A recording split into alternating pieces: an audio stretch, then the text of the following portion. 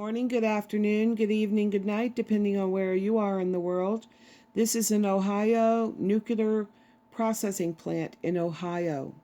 They've been accused by whistleblowers that they have been releasing since 1954 toxic materials from the rooftops of the buildings, and they call them midnight rockets because they would do it in the night. But this company is part of the Department of Energy. Their contractors are Department of Energy contractors. Of course, I'm sure that the Department of Energy originally built this back in 1953 and 54. So it's no surprise that there's a screw up here concerning what the government has allowed, what inspectors failed to catch. I can't imagine that there's this much radioactive material being released not only in the air but through waste ponds on the property that run into creeks where kids play and people swim and people fish out of the river. And the inside of the building, the limits are so off the scale, it's ridiculous. But that's the plant right there. Trouble in Ohio. So I'm going to read through part of the article, skip most of it because it's kind of redundant, and let's just see what's going on. Let me see how I can get rid of this guy. Actually, he's actually there was a guy there talking about what was going on at the plant, but I want to get rid of this plant. There we go. All right. Midnight rockets. Whistleblower lawsuit reveals toxic releases by Ohio nuclear plant. Now, this is not a nuclear power plant. This is a nuclear processing plant.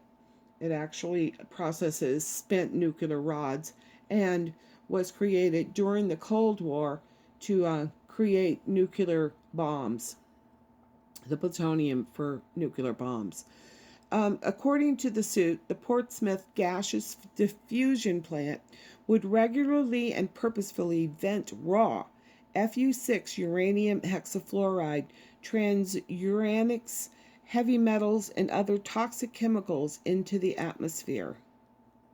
No accountability, folks.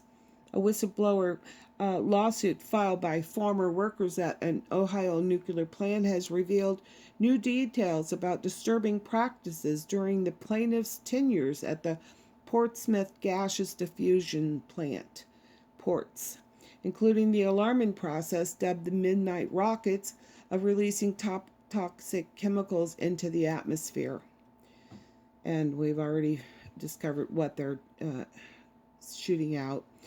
And they filed this lawsuit against the U.S. Department of Energy nuclear fuel contractors on September 3rd in Southern District of Ohio, Eastern District, Walburn versus Centrus Energy Corp.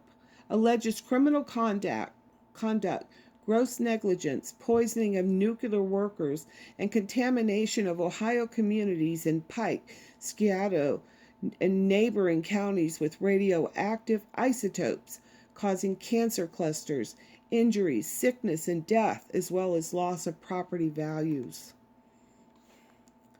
I would think that losing your life and your loved ones would be more important than your property, but I don't know.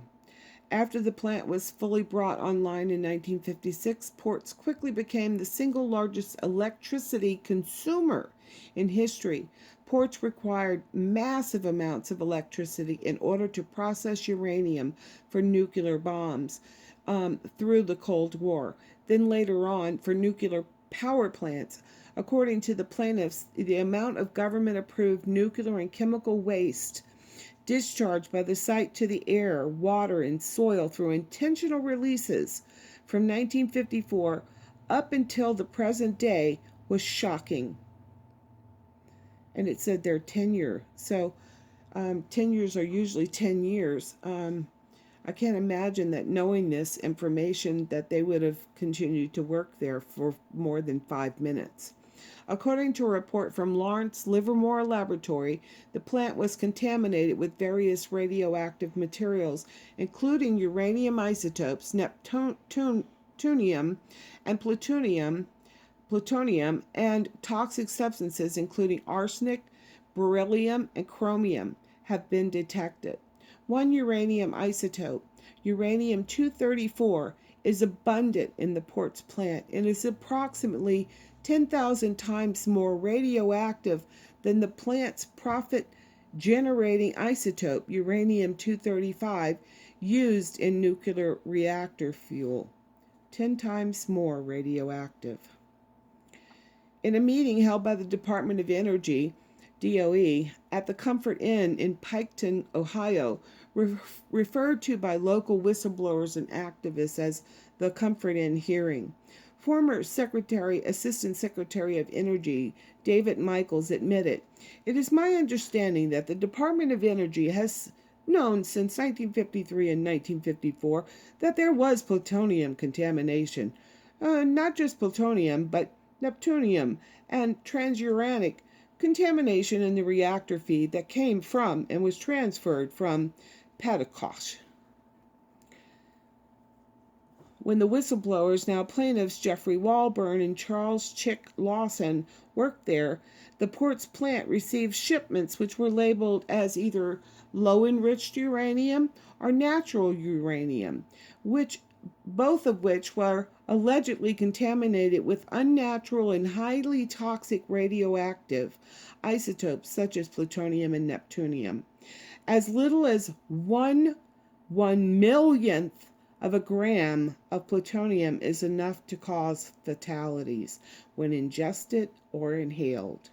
The contaminated uranium supply came from foreign countries, particularly Russia, and other U.S. nuclear sites, such as the Honeywell Uranium Conversion Facility in Metropolis, Illinois, via the Patakosh gaseous diffusion plant in Kentucky.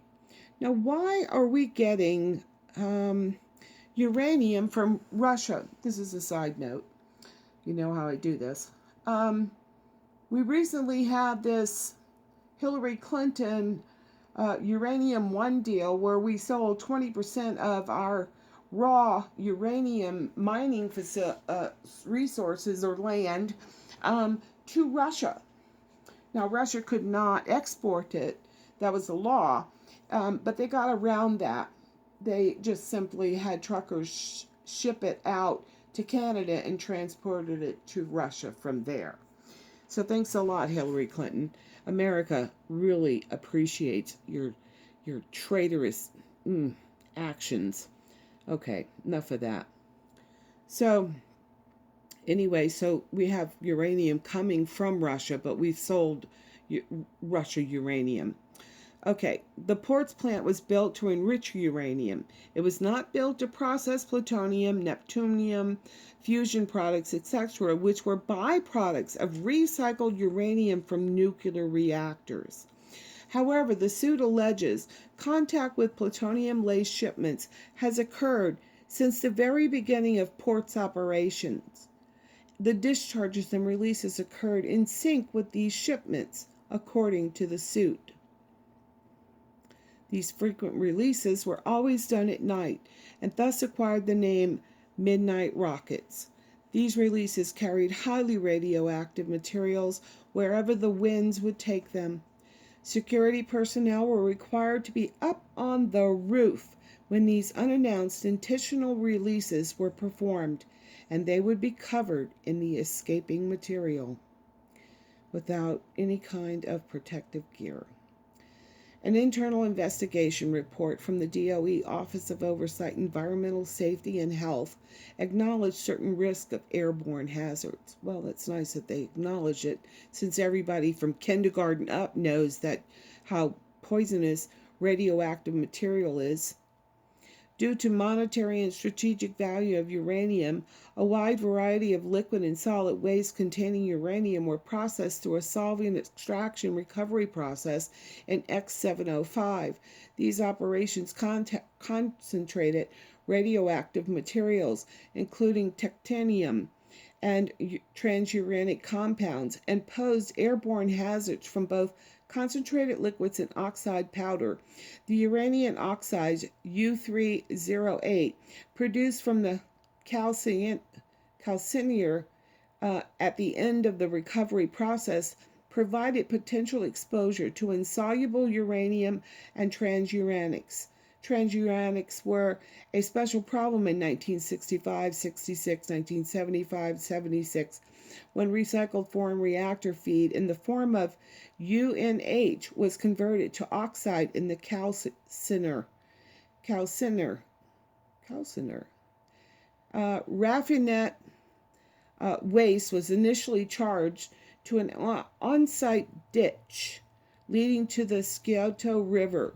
Later, the X701B settling pond was constructed. This reduced off-site contamination effluents, but increased on-site soil and groundwater contamination. Since operations began in the 50s, Port's environmental monitoring program was insufficient to prevent the amounts and types of toxins the plant discharged to local bodies of water.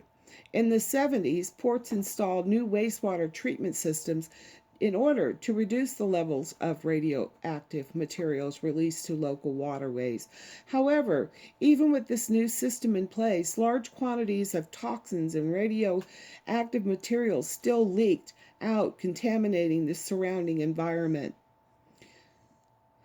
Liquid discharges were routine, according to the whistleblowers, and Ohio's waterways, particularly the Scioto River via the Little Beaver Creek, have long been contaminated.